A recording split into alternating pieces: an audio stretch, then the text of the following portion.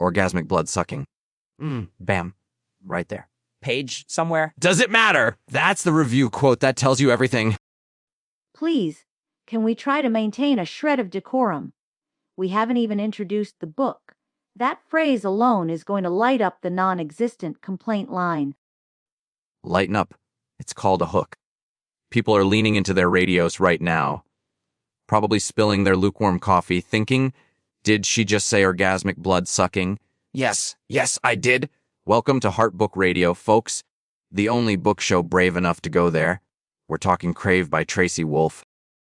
Indeed, Crave, a novel which seems determined to exhume the corpse of early 2010's paranormal romance and parade it around like a particularly gaudy Mardi Gras float. It's Twilight, but somehow louder and possibly dumber.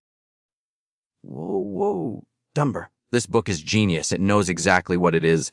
It's like Twilight went to Alaska, got a leather jacket, learned some new slang finally, and actually has, a plot. Eventually. Unlike that pretentious snooze fest about sentient punctuation you made us review last month.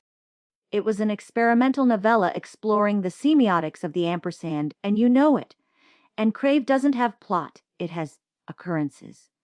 Mostly involving the main character, Grace, nearly dying, and blaming it on everything but the obvious vampire standing right next to her. For 300 pages. Okay, Grace. Let's talk Grace Foster.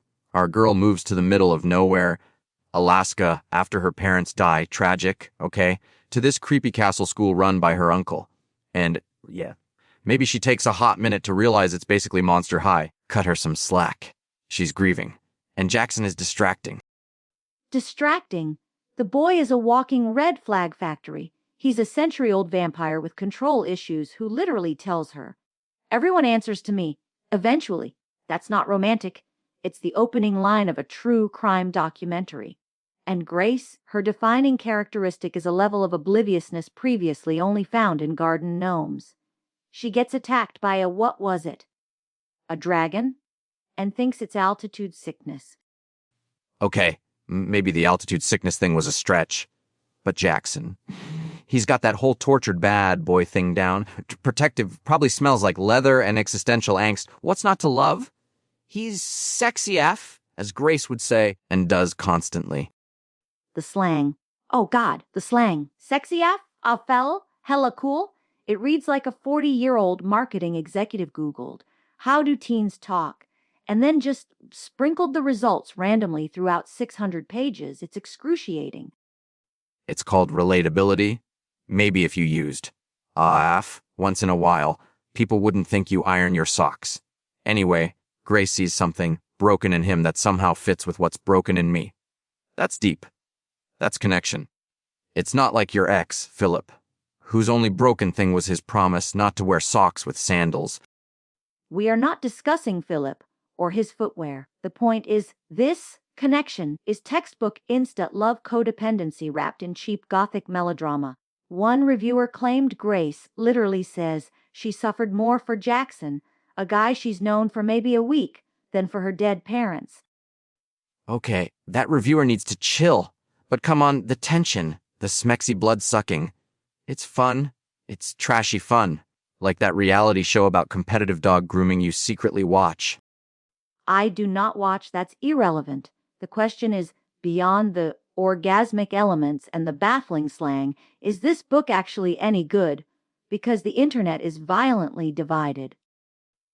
Duh, it's amazing. 5 stars, people are inhaling this series. One review said, "My brain really did melt out my butthole, but it was a dumpster fire I couldn't stop reading." See, passion, commitment, brain melting. That sounds less like an endorsement and more like a cry for help. The negative reviews are just as passionate. Worse than Twilight. Needs head examined. Juvenile. Mediocre.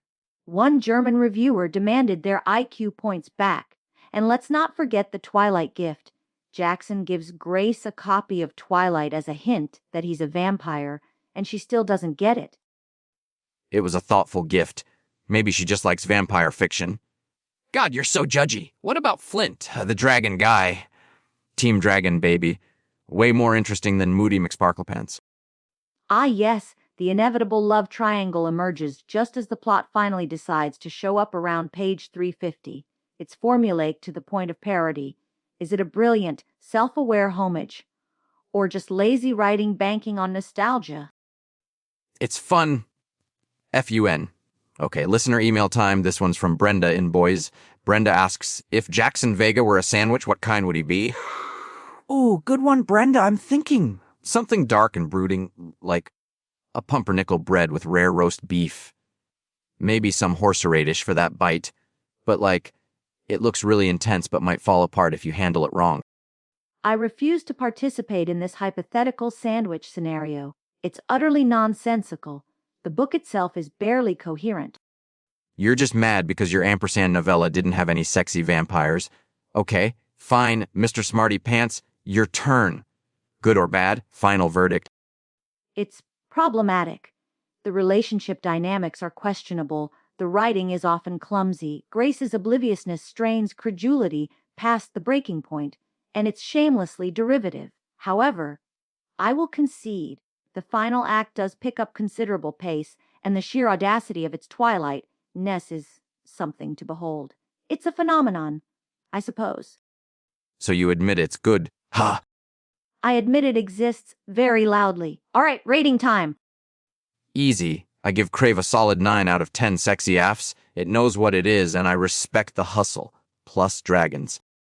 And I give it 3 out of 17 near-fatal accidents blamed on clumsiness or atmospheric conditions. Read it if you must, but perhaps keep your brain cells in a separate room. Whatever. You're just jealous of Jackson's eternal youth. Okay, lovebirds, that's all the time we have.